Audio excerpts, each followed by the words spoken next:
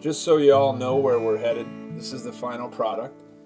The only thing that's going to be added to this stove, as far as I know, is a mantelpiece over the lower portion. It's just going to be a granite countertop stock that will extend to the walls. This super sleek and modern home has a surprising sense of spaciousness thanks to the owner's careful design, which I think was probably influenced by his time living on and racing sail-powered boats. Sailing taught him about energy on an intuitive level, so the idea of a masonry here resonated right away. After doing some research and asking me some really good questions, he gave me the job and we started going back and forth about placement and shape and so on. In the house, you can see the kitchen. To the left is the bedroom, spare bedroom. The living space kind of opens up out of the kitchen with the master bedroom. It's going to have a sliding door there on the right. Back in this corner, there's the chimney, and the stove will go below it. And the shape is designed to sort of fill that corner in a way that makes the whole room and the whole space feel bigger.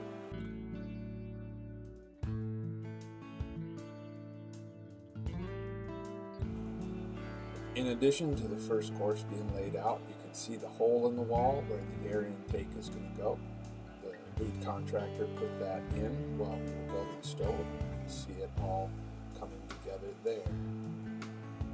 It's insulated and feeds air behind the firebox where it will come up and through the holes that you can see in the bricks.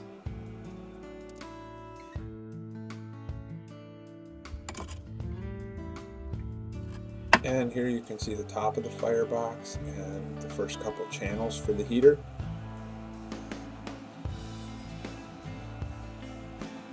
Everything here is clipped together so that the pieces can move as things expand and contract. We'll talk more about that a little bit later, but there's that transition into the first channel.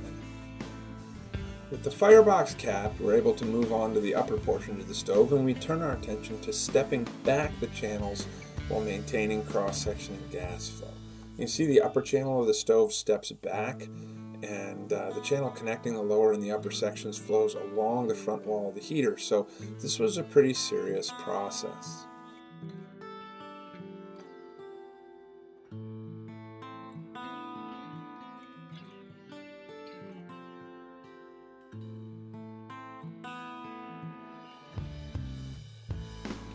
You can see that channel on the bottom of the screen is in the front of the stove, coming up from the very bottom.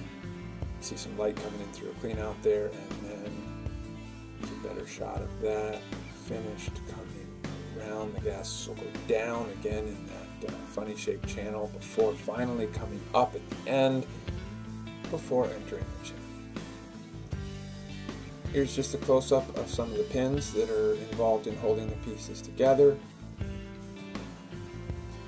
And here we are, finished with the channels, ready to build the last section and the chimney connection. And there's the finished stove, ready for plaster.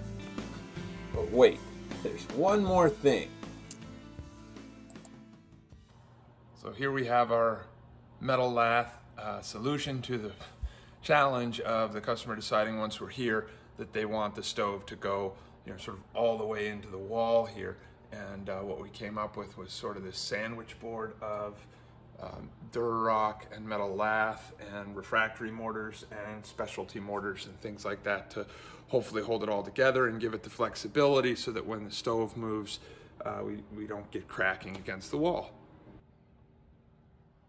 So hopefully it works good.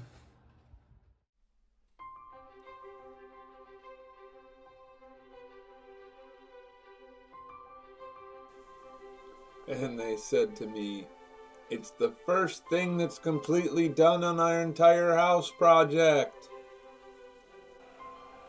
And I was glad to hear it, and I'm so grateful to have been a part of the project. I hope you like it. I hope you reach out to me. I'm glad to talk to you anytime. 207-766-6003. Thanks.